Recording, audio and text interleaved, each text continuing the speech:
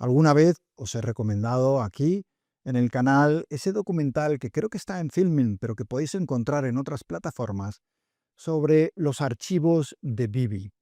Y ahí se describe claramente cómo, aparte de ser un amante de la guerra, de ser alguien que ha hecho de la guerra un modo de sobrevivir políticamente, nos encontramos con un Bibi Netanyahu también, que ha sido a lo largo de su carrera un líder especialmente corrupto. Regalos recibidos, conflictos de intereses, intentos, por supuesto, de amedrentar a los jueces y a la prensa. Lo ha hecho absolutamente todo para mantenerse en el poder. ¿Por qué los israelíes lo han perdonado? Precisamente por esa otra parte que tiene. Porque a cambio de que miraran a otro lado, a cambio de que siguieran votándole, Netanyahu les ha prometido seguridad. Y manipulando los temores legítimos que tiene la población israelí, después de haber sufrido también muchos ataques, manipulando, como digo, esos miedos, ha conseguido crear una especie de aura de inestabilidad, un aura por la cual parece que él es el único padrino que puede proteger a ese pueblo y que sin él la amenaza para los israelíes sería mucho mayor. Sara Netanyahu, la esposa del primer ministro, es una figura clave en absolutamente todo lo que pasa alrededor de esta figura. En ese documental se ve claramente su influencia, no solo a nivel familiar, sino a nivel político. Es la persona que apoya incondicionalmente a su marido, pero también una persona radical que promueve las ideas más disparatadas de Netanyahu. ¿Y por qué? Bueno, Sara Netanyahu tiene su propia historia. Estamos hablando de una persona cuya familia sufrió muchísimo en el Holocausto. De hecho, aparte de haber perdido muchos familiares, entre ellos se encuentra una hermana, que murió con 10 años. Es decir, Sara Netanyahu tiene metido en la cabeza el miedo a que el pueblo judío desaparezca. Y a menudo el propio Netanyahu ha hablado de la familia de su mujer y cómo eso ha sido siempre una motivación en su idea de garantizar la seguridad de los israelíes.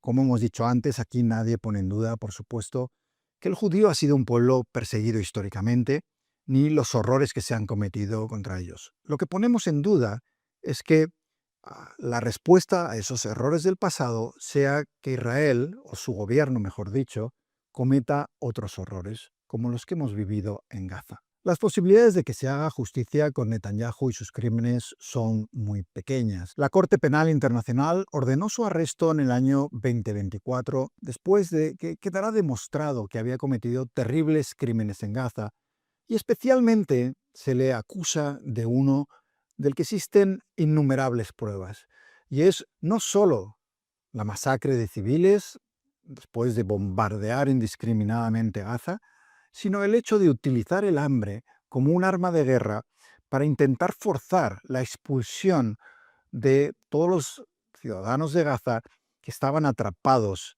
en ese enclave. A pesar de eso, las esperanzas de que ese arresto se lleve a cabo son muy pocas. Primero, porque la Corte Internacional no tiene una policía. Segundo, porque la mayor parte de los países donde, si él pusiera sus pies o aterrizara, llevarían a cabo esa detención son lugares que no piensa visitar. Y desde luego en Israel se encuentra protegido. Cuando viaja a Estados Unidos tampoco tiene ningún problema. Está totalmente protegido por Estados Unidos y tampoco ahí nadie le va a llevar a la justicia. Y de ahí que nos encontremos con lo que quizá ha sido el elemento más importante en la carrera de Benjamin Netanyahu. Y es, en una palabra, la impunidad. Cuando alguien comete crímenes, cuando alguien comete un delito, cuando alguien hace algo terrible y ve que eso no tiene ninguna consecuencia, es una invitación para ir un paso más, y otro, y otro, y otro. Y esto es lo que hemos visto a lo largo de su carrera. Si nada en cuanto a sus casos de corrupción termina siendo penado, si ninguno de sus crímenes de guerra terminan en un arresto. ¿Qué motivación puede tener alguien como él para dejar de hacerlo? Ninguna, por supuesto.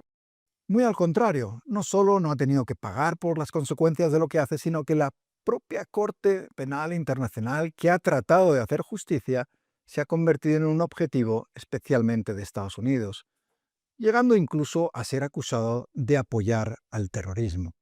Es la idea que os comentaba antes y que para mí es quizá de las más intolerables. Y es el hecho de que si tú denuncias los abusos de un líder concreto, no de los judíos, ni siquiera de Israel, del gobierno de Israel, enseguida te ponen la etiqueta de terrorista. Tampoco parece que la amenaza de la Guardia Revolucionaria iraní, que hace poco ha dicho que se va a encargar de asesinar al primer ministro israelí, tenga muchas posibilidades de llevarse a cabo. Tampoco aquí la defendemos, por supuesto. A mí me gustaría verle entre rejas, sí, condenado por sus crímenes, por supuesto, de la misma manera que deberían estar condenados por sus crímenes los líderes de Hamás, y por supuesto, de la misma manera que me encantaría ver a la teocracia iraní siendo derrocada y a los ayatolás también entre rejas.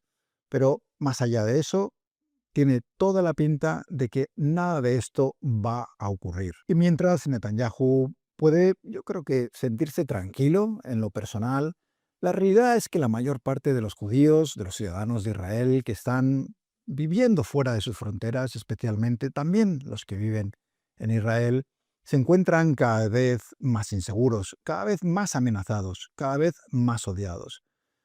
Yo siempre he pensado que esto es una injusticia. Dentro de Israel hay gente que está a favor y en contra de Netanyahu. A mí me gustaría que la mayoría estuvieran en contra. No es el caso ahora mismo. Pero independientemente de las ideas que tenga cualquier persona, incluso de aquellos que puedan elegir volver a votar a alguien como Netanyahu, los ciudadanos civiles, las personas inocentes, aquellos que no están dando órdenes de llevar a cabo esos masacres que hemos visto o de activar una guerra como la de Irán, creo que no tienen nunca que ser objetivos en un conflicto. El estar equivocado no es un delito y no merece un castigo más allá de pagar las consecuencias que ya están pagando de la irresponsabilidad de sus líderes. Al final, esa frase de que tenemos los líderes que nos merecemos es muy cierta. En España, en Estados Unidos, en Israel y en cualquier otro sitio. Los ciudadanos terminan pagando las consecuencias de elegir a gente sin escrúpulos para ocupar la máxima responsabilidad al frente de los gobiernos.